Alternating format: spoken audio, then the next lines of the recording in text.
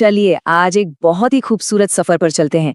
एक ऐसा सफर जो हमें रंगों और कूची की मदद से भारत के हजारों साल के इतिहास में ले जाएगा। आइए भारतीय चित्रकला की इस शानदार दुनिया को करीब से जानते हैं।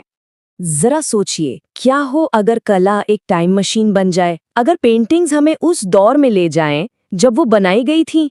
तो बस आज हम ठीक यही करने वाले हैं।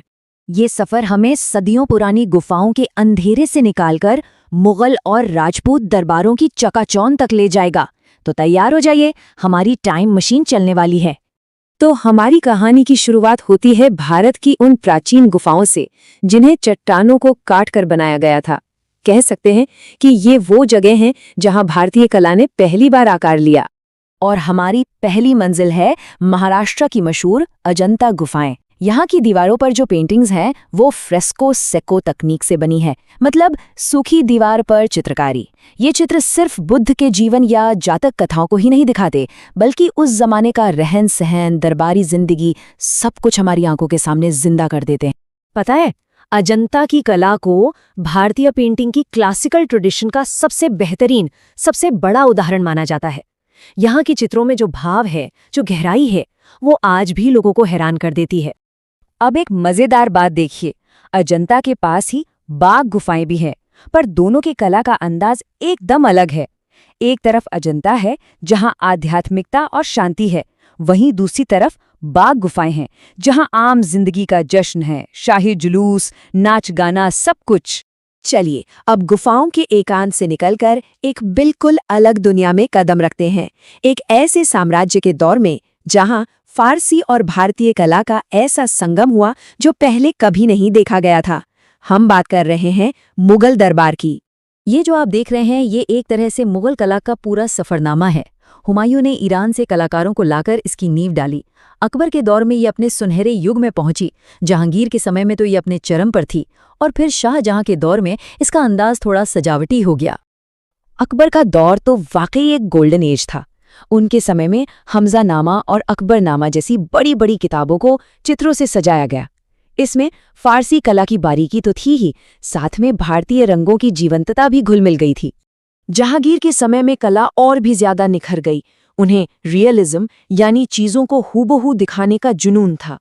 पशु पक्षी, फूल पत्ते और इंसानों के इतने सजीव चित्र बनाए गए कि लगता था अभी बोल पड़ेंगे। अच्छा, शाहजहां के आते आते फोकस थोड़ा बदल गया। अब कला में सजावट और शान शौकत पे ज्यादा जोर दिया जाने लगा। चित्रों में सोने और चांदी का भरपूर इस्तेमाल होता था ताकि शाही वैभव दिखे। ये इस महान आर्ट स्टाइल का एक नया दौर था। अब जैसे जैसे दिल्ली में मुगल सत्ता कमजोर पड़ रही थी, कला का केंद्र बदलने लगा। राजस्थान के रजवाड़ों और हिमालय की वादियों में कला की नई ताजगी भरी शैलियां जन्म ले रही थीं। राजस्थानी पेंटिंग की पहचान ही है इसके चटक, भड़कीले रंग और लोक कला से इसका गहरा नाता। यहाँ के चित्रों में भक्ति और श्रृंगार के विषय छाए रहते थे, और हर रियासत का अपना एक अलग ही अंदाज था। जैसे कि कोटा शैली को ही ले लीजिए, ये अपने शिकार के दृश्यों के लिए मशहूर हुई। इन पेंटिंग्स में जंगल का वो रोमांच, वो गति साफ साफ महसूस होती है। और वहीं दूसरी तरफ है बूंदी शैली। ये जानी जाती है मानसून के खूबसूरत नज़ारों के लिए। घुमड़ते हुए बादल, हरियाली और राधा कृष्ण के प्रेम की कहानियां। यहाँ प्रकृति और प्रेम जैसे एक दूसरे में घुल मिल जाते हैं। अब हम चलते हैं पहाड़ों की सुकून भरी वादियों में।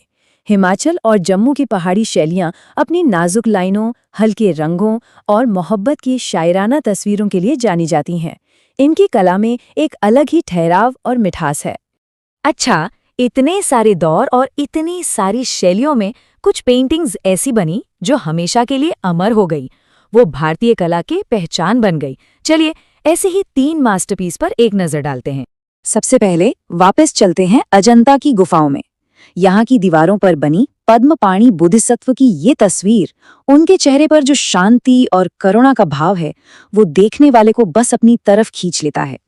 अब बात करते हैं राजस्थानी कला के सबसे मशहूर चेहरे की, बनी ठनी। इसकी खूबसूरती और रहस्यमय मुस्कान की वजह से इसे अक्सर इंडिया की मोनालिसा भी कह दिया जाता है। किशनगढ़ स्कूल की ये पेंटिंग कलाकार निहाल चंद ने बनाई थी। इसकी खासियत है इसकी कमल जैसी लंबी आंखें, तीखी ठोड़ी और एक ऐसी खूबसूरती जो जमीनी नहीं बल्कि थोड़ी काव्यात्मक लगती है। ये असल में राधा का एक आदर्श रूप है। और आखिर में पहाड़ी कला की बात हो और नैनसुख का जिक्र ना आए, ऐसा हो ही नहीं सकता। कांगड़ा शैली के इस महान कलाकार की पेंटिंग्स अपनी बारीक लाइनों और गहरे इमोशंस को पकड़ने की कमाल की काबिलियत के लिए जानी जाती हैं। तो कला के इस 1000 साल के तेज सफर से हम अपने साथ क्या लेकर जा सकते हैं? क्या है इसका निचोड़? तो हमने देखा कि कैसे हर दौर और हर जगह की कला की अपनी एक खास पहचान थी। अजंता की आध्यात्मिकता से लेकर मुगल दरबार के रियलिज्म तक, किशनगढ़ की आदर्श खूबसूरती से लेकर कांगड़ा के इमोशनल टच तक, हर स्टाइल अपने आप में एक पूरी कहानी है। तो आखिर में बस एक सवाल, अगर ये पेंटिंग सदियों के फासले को पार करके हमसे बात कर रही हैं, तो ये आज हमसे क्या कहना चाहती हैं?